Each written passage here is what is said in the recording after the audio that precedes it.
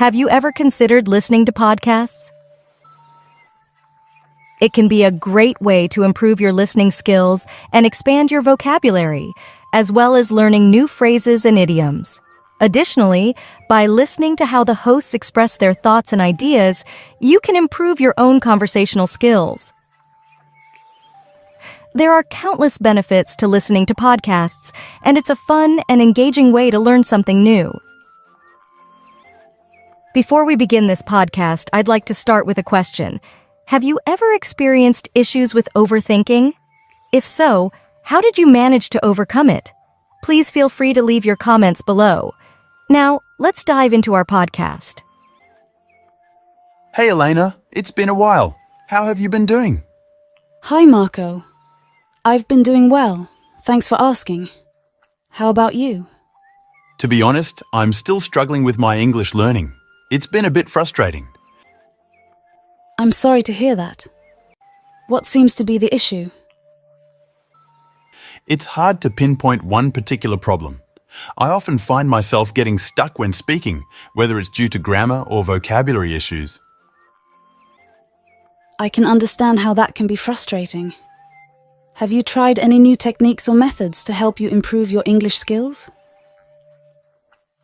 Yeah, I've been trying to watch more English shows and movies, and I've been practicing speaking with native speakers online. But it still feels like I have a long way to go. Let me help you out a bit. Do you remember the difference between on time and in time? Oh yeah, I studied that a while ago. But I still have trouble using it correctly when I speak English. I can understand why it might be tricky. But it's important to practice using the phrases in context. Otherwise, it's difficult to apply what you've learned. That makes sense. Do you have any tips for how to practice using on time and in time in the right situations? One way to practice is to come up with different scenarios and then use the phrases in a sentence. For example, I arrived at the airport on time for my flight, or I finished my work in time for the deadline. It may also be helpful to listen to how native speakers use these phrases in conversation. Can you help me to understand the difference between on time and in time? On time means doing something at the right time, like arriving at the airport at the time your flight is supposed to leave. In time means doing something with enough time to spare, like finishing your work before the deadline. Oh, I see. So, on time means doing something at the exact time it is supposed to happen, and in time means doing something with enough time before it is due. I can give you another example. Let's say you have a meeting at 3 p.m. If you arrive at 3 p.m., you're on time. But if you arrive at 2:45 p.m., you're in time. Oh, I see. So, if I arrive at the exact time of the meeting, I'm on time. But if I arrive a little early, I'm in time. Yes, that's correct. Being in time means you're not only on schedule, but you also have some extra time to prepare or get settled before the meeting starts. I get it now. Thanks for the helpful examples, Elena. I can teach you some phrases to improve your English skills. For example, if you want to thank somebody, you can say, "It's very kind of you," or "Thank you so much for doing that." That's helpful. What if I couldn't hear the last part of a phrase? How can I ask the speaker to repeat it? Good question. You can politely ask, "I'm sorry, I didn't catch the last word. Could you please repeat that?" Now, let's start the podcast conversation. Hey Marco, how are you feeling today? You called me last night and you seemed really worried. Is everything okay? Oh, hey Elena. Thanks for asking. Yeah, I was feeling a bit overwhelmed last night. Anything serious? Do you want to talk about it? I don't know, I've just been overthinking everything. Every decision I make, every conversation I have, it's like my brain won't shut off. I understand. Overthinking can be really tough to manage, but it's great that you're looking for ways to handle it. Yeah, I just feel like my overthinking is excessive compared to other people. It's like I can't control my thoughts sometimes. It feels like I can't turn it off sometimes. I hear you. It can be really frustrating when our minds feel like they're working against us. Have you tried any strategies to help calm your thoughts?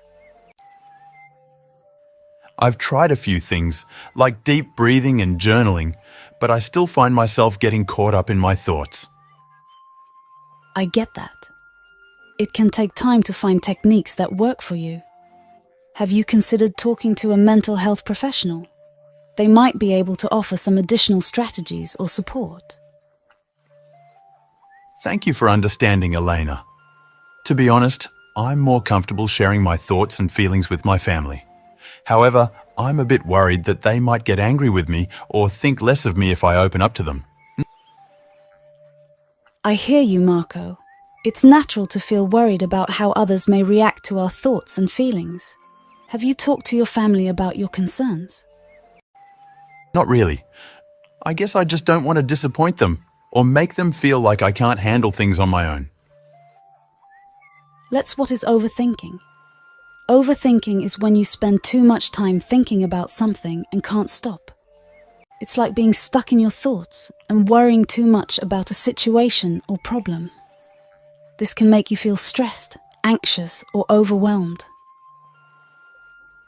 I've been feeling really down lately.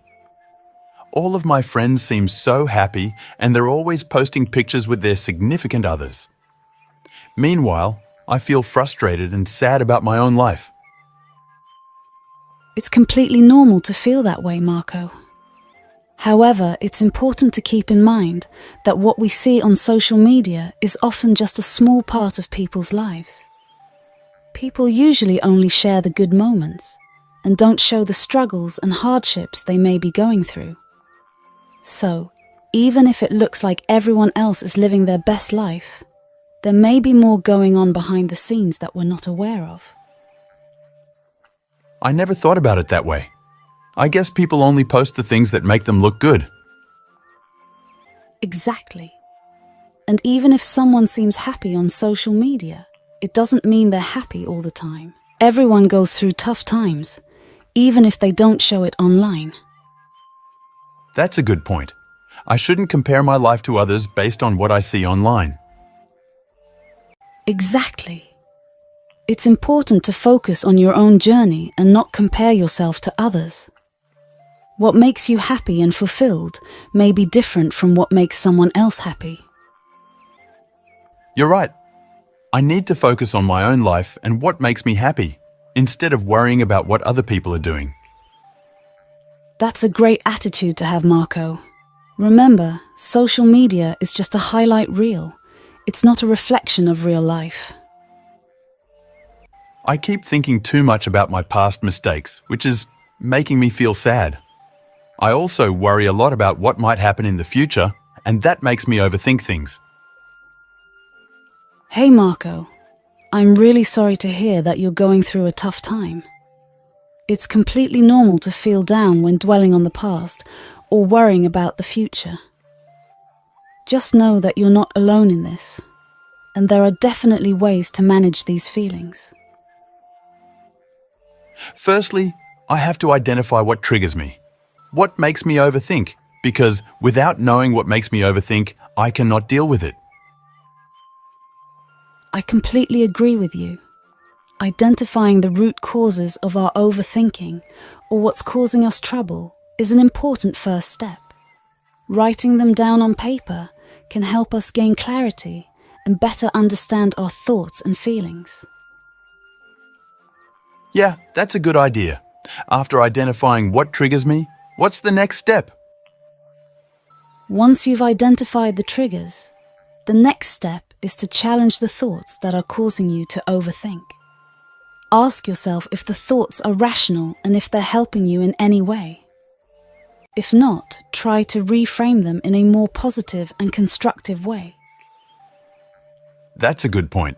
I think reframing my thoughts could be really helpful. It definitely can be. It takes practice, but it can help you break the cycle of overthinking and start to view things in a more balanced way. Thanks for the advice, Elena. I appreciate your support. Of course, anytime.